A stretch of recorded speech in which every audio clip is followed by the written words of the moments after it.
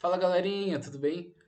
Continuando aqui a segunda aula sobre funções, sou o professor Matheus Marmilha e lembrando que esse canal aqui é para todo público que queira aprender matemática, perfeito? Então, se você aí é uma pessoa que quer aprender sobre funções, tá no lugar certo. Na primeira aula aí, relembramos o que era um plano cartesiano, tá? Então, tem aqui. E a gente vai dar prosseguimento, então, tentando definir o que é função já, tá? Mas temos um conceito anterior ao de função que eu quero falar com vocês. Ele é um conceito que é um pouco esquecido pela maioria dos professores, na verdade, né? Mas é o conceito de relação. Então, o conceito de relação, quando ele é bem compreendido, o conceito de função fica muito mais simples, tá? Então, vamos tentar aqui definir relação. Vou pegar aqui um conjunto. Ops, esqueci de selecionar. Aqui, ó. Um conjunto A, certo? E um conjuntinho B. Sempre esqueço de selecionar aqui. Então, só para reforçar, caso você não lembre o que são conjuntos, tem aula aí, né? Tem uma playlist anterior inteira sobre conjuntos, tá? Então, vou pular algumas explicações sobre conjuntos, mas vai ser provavelmente fácil de entender, tá? Vou pegar aqui alguns números aleatórios mesmo. Então, aqui 0, 1, 2, 3, 4. Aqui. 5, 6, 7, 8, 9.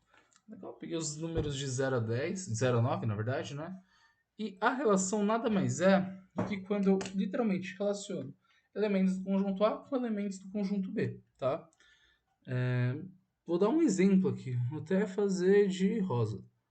Fica talvez mais fácil de ver. Vou ligar o 0 com o 5, o 0 com o 7, o 2 com o 6, o 3 com o 8 e o 4 com o 9. Esse 3 com 8 aqui ficou ruim, né? Deixa eu refazer. E o 4 com 9. Legal? Isso aqui é uma relação. Estou ligando elementos do conjunto A com elementos do conjunto B, tá? Só que isso aqui é fácil da gente começar a entender que não é uma função, tá? Assim que eu definir função vai ficar bem claro. Mas entendido que é relação, né? A gente pode pensar que relações são coisas que a gente sempre pensa na nossa cabeça no dia a dia, né? Então, um exemplo é o cheiro de café, tá? E o cheiro de café me lembra dois lugares. Eu, professor Matheus, lembro dois lugares muito claros. Então, imagina aí que zero seja cheiro de café. Cheiro de café me lembra a casa da minha avó, que eu tomava café de manhã, e o Starbucks, que é um lugar que eu gosto de frequentar. Então tem aí o 5 e o 7, pode ser o 5 casa da minha avó e o 7 Starbucks. Esses números representando coisas, né? E o 1, sei lá, pode ser cheiro de mofo. Honestamente, não tem nenhum lugar que me remeta com cheiro de mofo, tá? Então não ligou com lugar nenhum. Aí o 2 pode ser cheiro de rosas, que lembra uma amiga minha, né? E assim vai por diante. E aí eu consigo montar essa relação, né? É bem tranquilo de eu entender. Quando eu penso na função, eu acho que eu consigo adicionar mais uma página aqui, né? Vamos ver. Ó, se vira nos 30. Não, não é esse botão. Como é que faz? Inserir página depois. Ótimo. Então, isso que dá querer aprender a fazer coisa na hora, né, professor? Então, boa. Vamos continuar aqui. Vamos definir aqui o que é uma função. Então, vamos lá. Função.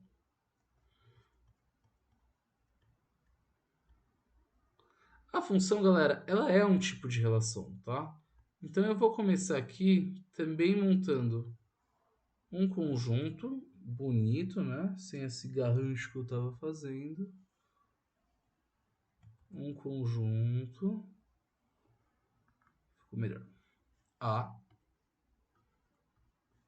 E um conjunto B. Vamos ver se eu consigo fazer tão bom. E um conjunto B. Ainda estou dominando essa tecnologia, hein, galera. E um conjunto B.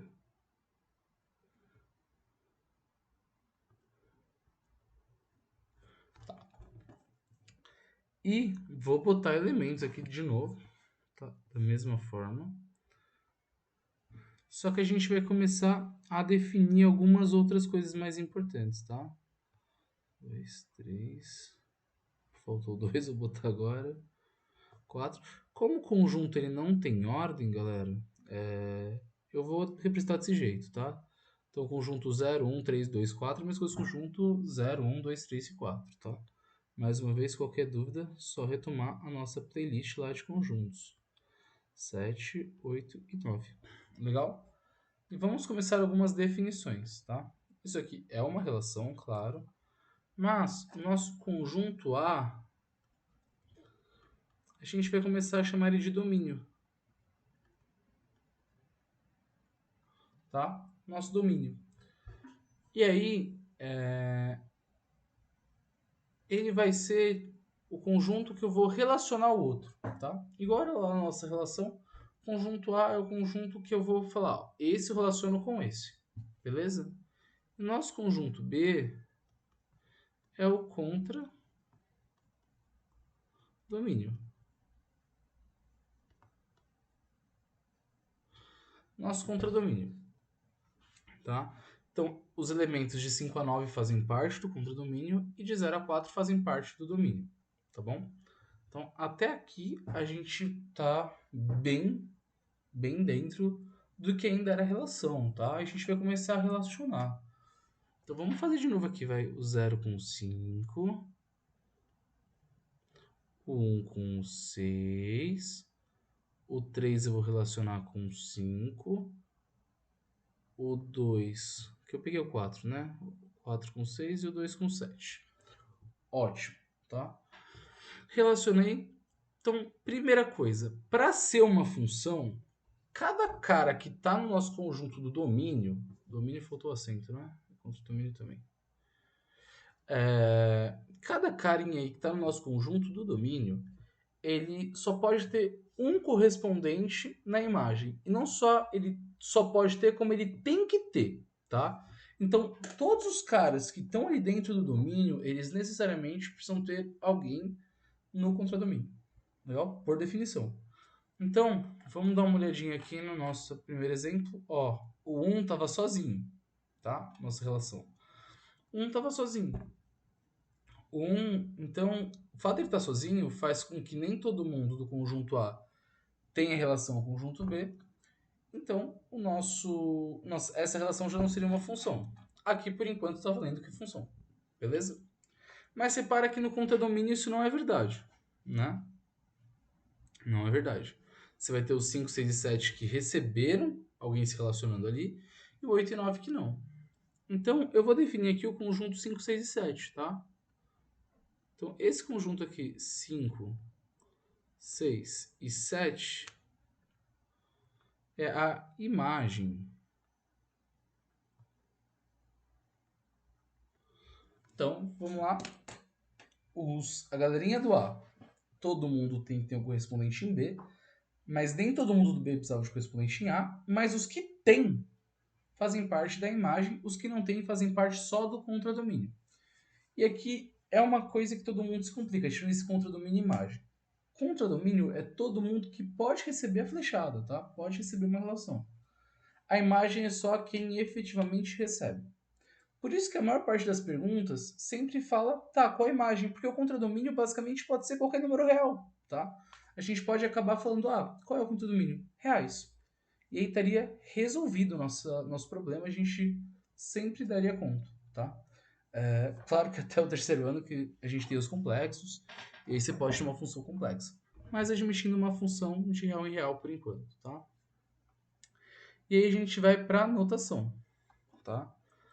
Então, a função, ela vai ser algo do tipo f, tal que domínio de f, uma setinha e a imagem de f. A gente vai denotar assim. Então, um exemplo seria uma função que o domínio são os reais e a imagem também. A gente colocaria assim, ó, f tal que reais em reais. Temos outras notações. Se seu professor disse que uma notação aí é a mais correta, tudo bem, ele tá certo, use. Mas no vestibular, se você vê algo assim, ou se você escrever algo assim, tá correto, tá bom? Perfeito? Galera, compartilhe esse vídeo, deixa o like aí.